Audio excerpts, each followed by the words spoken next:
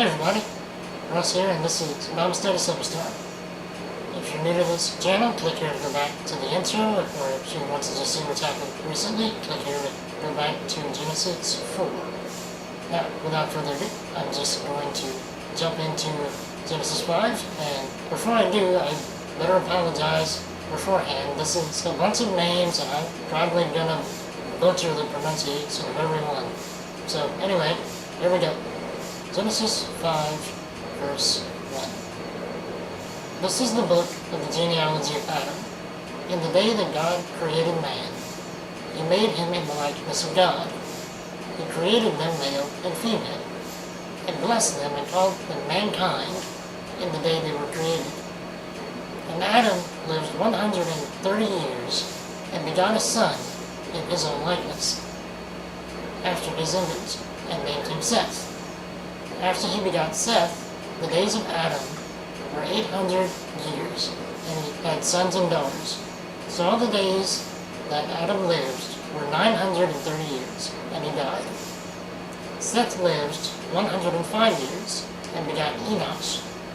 After he begot Enosh, Seth lived 807 years, and had sons and daughters. So all the days of Seth were 912 years, and he died. Enosh lived 90 years, and begot Canaan. After he begot Canaan, Enosh lived 815 years, and had sons and daughters. So all the days of Enosh were 905 years, and he died. Canaan lived 70 years, and begot Mahalalel. After he begot Mahalalel, Canaan lived 840 years, and had sons and daughters. So all the days of Canaan were 910 years, and he died. Mahalalel lived 65 years, and begot Jared. After he begot Jared, Mahalalel lived 830 years, and had sons and daughters. So all the days of Mahalalel were 895 years, and he died. Jared lived 162 years, and begot Enoch. After he begot Enoch, Jared lived 800 years, and had sons and daughters. So all the days of Jared were 962 years, and he died. Enoch lived 65 years, and begot Methuselah. After he begot Methuselah, Enoch walked with God 300 years, and had sons and daughters. So all the days of Enoch were 365 years, and Enoch walked with God, and he was not, for God took him.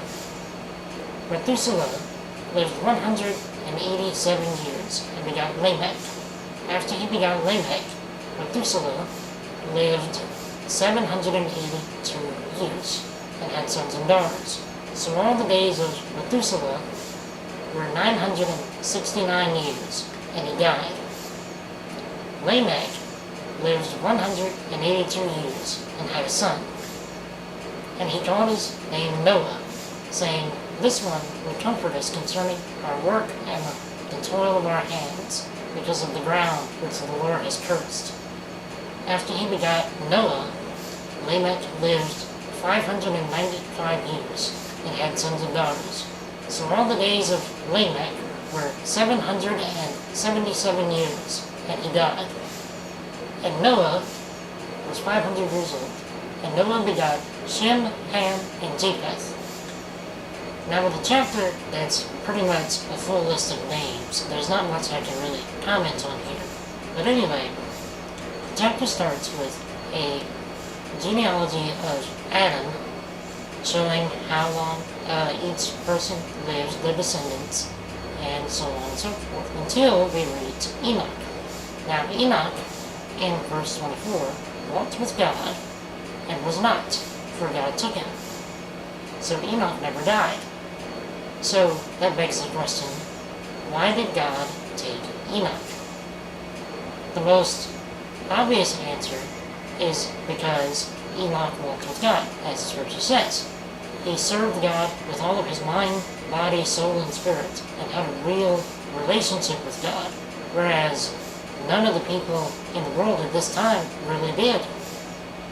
Now, the less obvious answer is that God knew that he would be flooding the world in just 2 more generations, and with the extremely long lifespans of men of this time, Enoch would have probably still been alive at the time of the flood. So God took him to spare him from the flood. Now, this is a very early example of the rapture, which is where Jesus comes back to take his people from the earth before the tribulation and the great tribulation consume the entire world. Now, when we get to Noah and his descendants, we're not told the firstborn son like we are for the rest of his ancestors. We're told the names of his first 3 sons, which are the sons that joined him in the ark, and which is where the entire population of the world came from after the flood. And like I said, there was nothing really that much that I can comment on with a chapter full of names. So that's all I really have for today. Thanks for watching, and I promise the next chapter will not be a list of names. But anyway, thanks again for watching. If you have anything you would like to comment on, or any questions, or anything at all, just leave it in the comments.